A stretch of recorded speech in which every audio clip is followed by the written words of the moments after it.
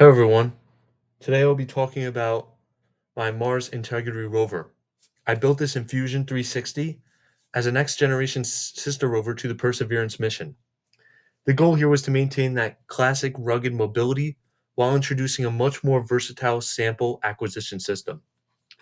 So my main component I'd like to cover is the robotic arm. It is a 5-point gripper system where we will be obtaining samples from the surface of Mars.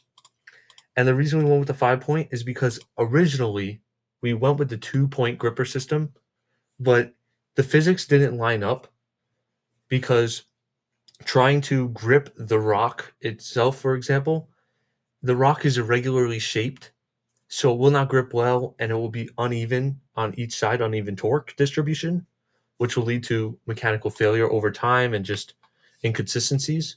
So we went for the 5-point because the 5-point is going to encapsulate the rock or the sample, and it will be much more just evenly distributed in terms of torque and weight, and it will be very effective overall.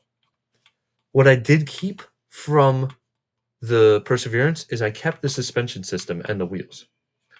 But because it's taking on a rough terrain as this is navigating through and collecting many samples, I put a bolt and a washer because the washer is going to help keep that bolt intact without loosening.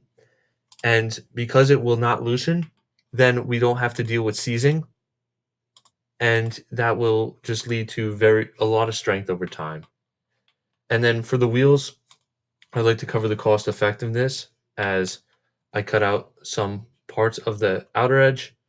This is just unnecessary material that wasn't needed, and it saves money. And money is everything at the end of the day for these types of experiments, believe it or not.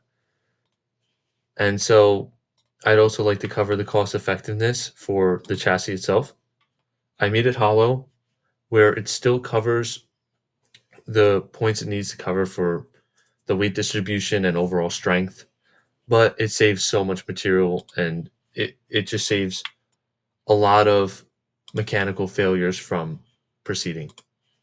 And then instead of expanding out on the rover, I put the battery upwards at a 45-degree angle and I put two shields around it, preventing from any dust getting inside of it, which is very good because the battery needs to power the arm, the camera, and so much more else where it needs to be secure.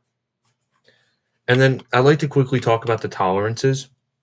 They're all clearance fits where the bolts are more narrow than the holes, so the holes are wider. And I went with this because for these ones, they have more looser fits. What I mean by these ones is the solar panel and the arm, because they're stationary, they will not be moving. So they have a more looser tolerance. This one, the camera has more of a loose tolerance too, because it will move down, which we needed to look at the arm. But this is also loose as well because it's a long bolt. It needs to align with the top and the side. These ones are more tighter, obviously, because it's the arm. It needs to be more precise, but it still can't be tight enough where it will be rigid, won't move, etc. Now I'd like to walk through the motion studies quickly. So for the wheels, we have just a regular 360 motion,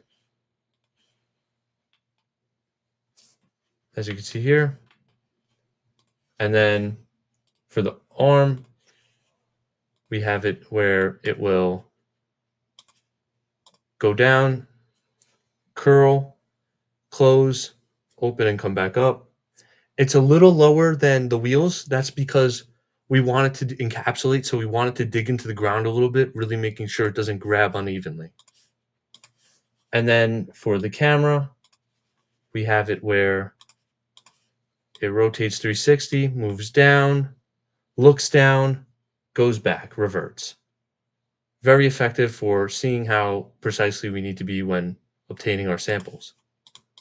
Lastly, we have the battery, which will move in a 180 degree and it will come right back as so. That's all for my project. Thank you for listening. Have a good day.